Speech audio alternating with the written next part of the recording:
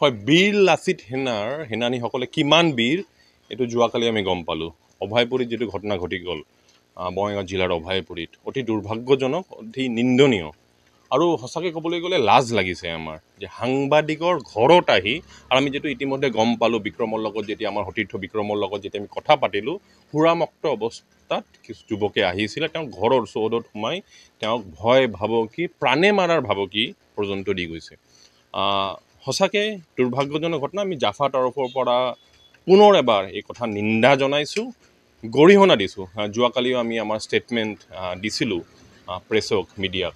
আৰু তাৰ লগতে আমি এইটো আশা কৰিলোঁ, প্ৰায় 12 ঘণ্টাৰ ওপৰত হ'ল, কিন্তু বীৰ লাচিত সেনাৰ নেতাসকলে কিন্তু এতিয়ালৈকে কোনো ষ্টেটমেণ্ট দিয়া নাই। এইটো কিন্তু আৰু এটা লাজ লগা বিষয়। আমি অতদিনে ভাবিছিলোঁ আপোনালোকে অসমৰ হকে, অসমৰ ৰাইজৰ হকে কাম কৰি যায়, মাত মাতি যায়। কিন্তু কালি যিটো জঘন্য ঘটনা আপোনালোকে কৰিলে, তাৰপিছত কিন্তু আমাৰ লগত আপোনালোকৰ কিন্তু লাজ লাগিব লাগে। কিন্তু এনেকুৱা আমি আপোনালোকৰ পৰা এক্সপেক্ট কৰা নাছিলোঁ, ভবা নাছিলোঁ কেতিয়াও যে বীৰ লাচিত সেনানীসকলে কেতিয়াবা সাংবাদিকৰ ঘৰত আহি তেওঁলোকক আক্ৰমণ কৰি যাব, প্ৰাণে মাৰা ভাবুকি দিব। আৰু তাৰ লগতে আমি সমজিলা অভয়পুৰীৰ যি CDSP আছে, তেওঁৰ আমি কিন্তু সুধিব বিচাৰিছোঁ যে আপোনালোকে কেছ ৰুজু কৰিছে হয়। আমাৰ সাংবাদিকসকলে ইতিমধ্যে অভয়পুৰী থানালৈ গৈছিল, তাতে নামো দি আহিছে কোনে কোনে এই ঘটনাৰ লগত জড়িত আছে।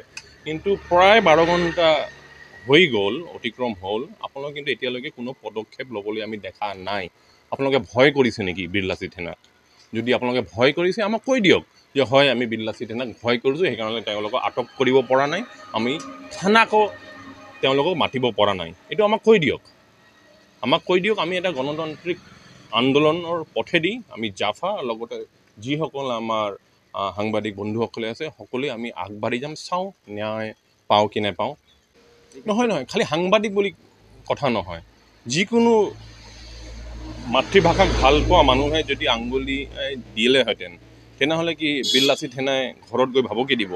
আপোনালোকে যিটো মই অলপ আগতে ক'লোঁ, অসমৰ হকে মাত মাতি যায়, ইমান দিনে অতদিনে আমি গম পাইছিলোঁ, আপোনালোকৰ পৰা শুনিছিলোঁ। অসমীয়া বানান ঠিক কৰি দিব বিচাৰিছিলে আমাৰ বিক্ৰমে। এইটোৱে ভুল হ'ল নেকি? ভুলটোতো আপোনালোকৰ, যে অসমীয়া মাতৃভাষাত আপোনালোকে এটা পোষ্টাৰ লগাইছিলে য'ত বানান ভুল আছিল। তো লাজটো লাগিব লাগিছিলে আপোনালোকক। বিক্ৰম ৰঞ্জন ৰায়ক ধন্যবাদহে জনাব লাগিছিলে, ফুলং গামোচাহে দিব লাগিছিলে। কিন্তু আপোনালোকে কি কৰিলে? ঘৰত আহি ভাবুকি দি গ'লে। লাজ লগা বিষয়।